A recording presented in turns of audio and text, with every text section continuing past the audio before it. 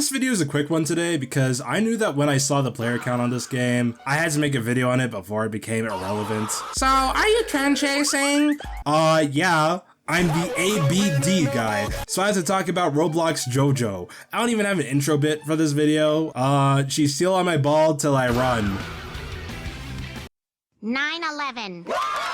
So today we're playing Bizarre Lineage, a Roblox JoJo game that came out recently. I mean, I'm probably already late to talk about this because Eclipse made a video on it by the time I'm actually writing this. Steel Ball Run is airing in a few weeks, and I have to get in on the JoJo hype train before it dies instantly again like Stone Ocean. Bizarre Lineage is a game where you go through a loose recreation of Diamond is Unbreakable, except you added your OC into the mix and prayed that no one noticed. It's an RPG where you can collect various abilities as you level up your character, unlocking new abilities for your stand-ins stuff. You collect stand arrows to stab yourself and gain a random stand, so yeah, it's basically like YBA but for part 4 instead of part 5. I'm joking, it's somehow worse than YBA. Yeah, if you can tell, I really didn't like this game. I'm not gonna beat around the bush. This is like if someone recreated YBA but they didn't understand what made YBA fun to begin with. Yes, it's a JoJo RPG with an emphasis on one-on-one combat that goes through the anime storyline, but everything about the game feels like a cheap copy with somehow even more egregious microtransactions. Yeah, if you didn't already know, the owner is a scumbag who knows exactly what they're doing. They only see kids as juicy money fruit to suckle the cash out of. It doesn't matter that the games are crap because these kids will eat anything up according to them. You can watch Eclipse's video if you want to know more about this unemployed drama, but I'm here to talk about the game itself. You know what? Let's start with what little good this game has. Well, firstly, this game has a basic tutorial. I was in the middle of editing a video for another game and I gave that a thorough bashing for not having any tutorial.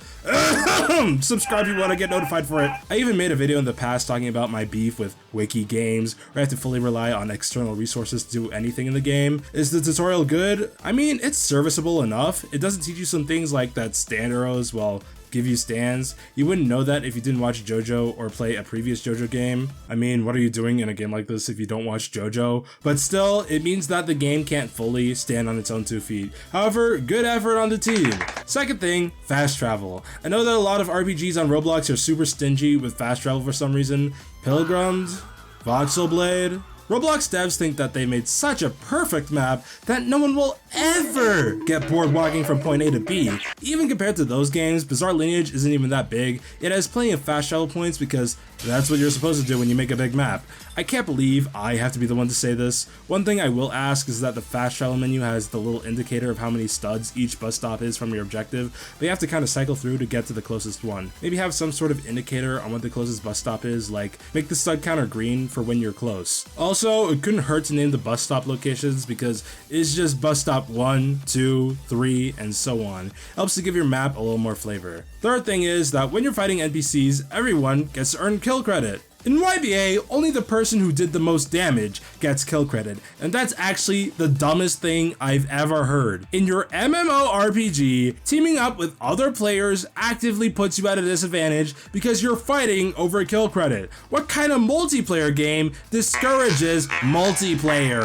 Fourth thing is, I got nothing. I was really scraping the bottom of the barrel to look for positive things to say about this game. Well, while we're here, we're partway through the video. You've decided if you've enjoyed it or not. Like if you like it, dislike if you don't. If this video gets to 3,000 likes, I'll think about covering more viewer-suggested anime games because I know y'all like those videos. We're trying to reach 50k subs this year, and I think that'd be nice. If you're on mobile, there's a chance that you have a little hype button, and that's basically a super like, so you can use that if you're one of the people who have it. Otherwise, let's move on. To start off, microtransactions. I mentioned it earlier, but I don't think you understand what we're dealing with. With anime games, I always have to look at the cash shop. First off, we have our starter pack. 1,000 Robux for a bunch of junk that I don't care about, but ooh, lucky arrow! I love gambling for skins! We look down and we can buy a redstone of Aja for 10,000 Robux. That's over $100. And yes, you heard me, I said a redstone of Aja because you can buy multiple and they stack. But wait, it says buy 2, get 1 free. Oh boy, I only have to spend $200 on a Roblox game. What a steal! Like, actually, who is paying for this? I could buy 2 copies of Expedition 33 for less money than 1 Redstone of Aja. I complain about games like Fortnite and Overwatch charging me $20 per skin, but Roblox games are a different breed, man. I fully understand that you want money for your game, but $100 for a single microtransaction? I do not feel any remorse for bashing your game. Who am I kidding? The head dev won't see this. We're not even done here. Scroll down a little and we get the baddie bundle and the kawaii bundle stand skins. I kid you not, when I saw this, I genuinely got out of my chair, walked to my window, and took a moment to contemplate how Jover it was. I take back what I said about this not being YBA. This proves that this is the true successor to YBA. I know Paragon would be proud. We have Gunner skins for Makima, Yoruichi, Reze, and Nami, alongside the Rule 63 skins for the World, King Crimson, and Star Platinum. I mean, I guess, bro. I don't want to sound like a purist that's virtue signaling, but you make skins that look like this for a kids game that appeals to young boys with its JoJo theme, and tell me that you don't see anything wrong with it. I literally said the moment that I saw these that if I saw someone that paid for the skins, I'd clock them in the face. Needless to say, he bought the baddie bundle! He bought the baddie bundle! Oh! I failed. Second thing, while we're on the UI, it sucks. The main menu button lets you bring up a little wheel of buttons to open some menus, but most of them have no close button. That means that if you only open one menu, you have to go back to the menu button to close it. However, the inventory specifically still doesn't close when you press the main menu button. If you open the inventory, you have to go to the menu button, open the menu, and then click on the inventory button again. The only menu that doesn't have any of these problems is, surprise, surprise, the cash shop. Moving on, behold, combat. Okay, I'm kind of joking, but I also kind of played for 90% of my time standless because I forgot that I was playing a JoJo game. Bizarre Lineage basically copies Battlegrounds combat, so if you love long strings of M1 combos, this is your game. You have your evasive that builds up through dealing and receiving damage, and that lets you escape a combo. Still, it doesn't change the fact that eating a dozen hits minimum all the time from brain dead combos feels awful. Yeah, it kind of deviates from TSB with how you can parry certain attacks to punish enemies. Still, it's not my cup of tea. Leveling is kind of a pain too. There's a main story quest, which isn't very good, like in the slightest. Every stage of the main story quest is just talk to this NPC, defeat X amount of enemies, and sometimes fight a boss. That's bog standard bandit beater stuff, or that's what I would say if the enemy AI worked! Yeah, if you couldn't tell, half the enemies just straight up break. They stand there and they don't fight back. This is why I never bothered to get a stand for most of my playthrough. What's the point in grinding for a stand if the enemies are a non-threat? There's also the fact that you have to unlock all your abilities. I'm sorry, what? I beg your pardon? There is a separate level for your stand that your moves are all locked behind. Defeating enemies raises your level, but you have to defeat a lot of enemies. Still, leveling up won't mean anything if you don't invest your skill points into your player build. Wait, this feels familiar. It's Blox Fruits. We are playing JoJo Blox Fruits. First, Jujutsu Infinite, and now this? I know someone's in the comments right now talking about, human, but you have to level up in YBA to unlock your stand moves and give stats to your character.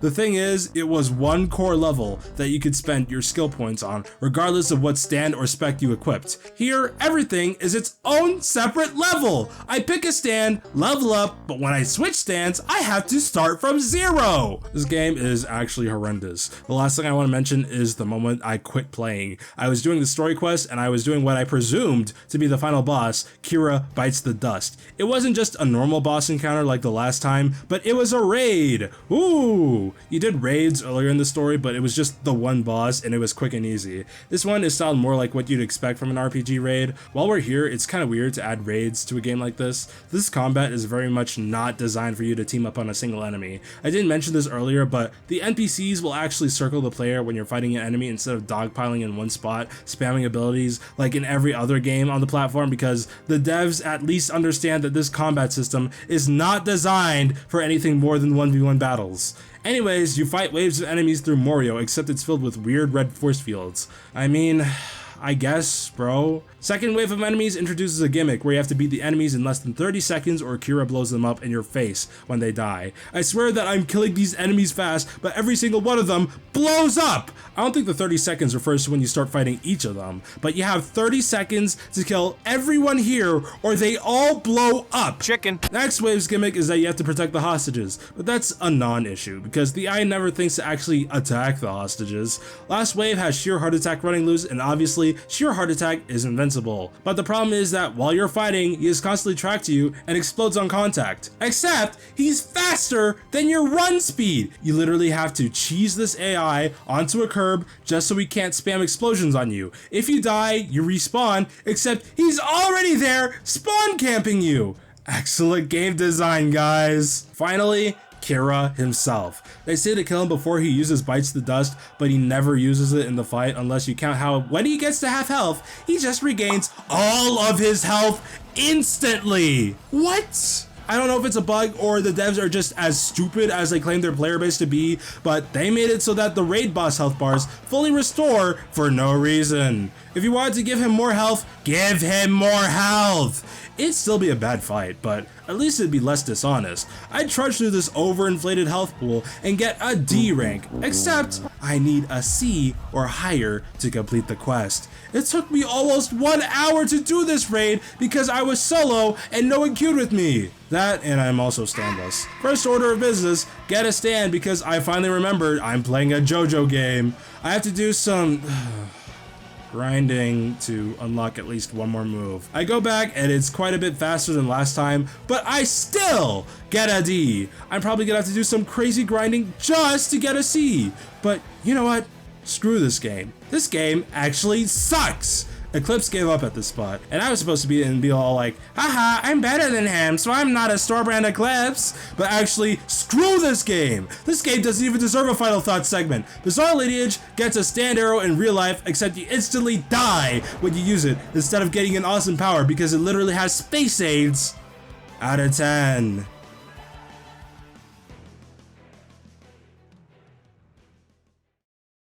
I feel like it would make more sense if you just like did like a zoom out of the.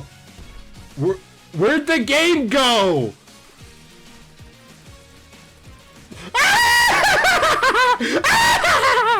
Oh my god!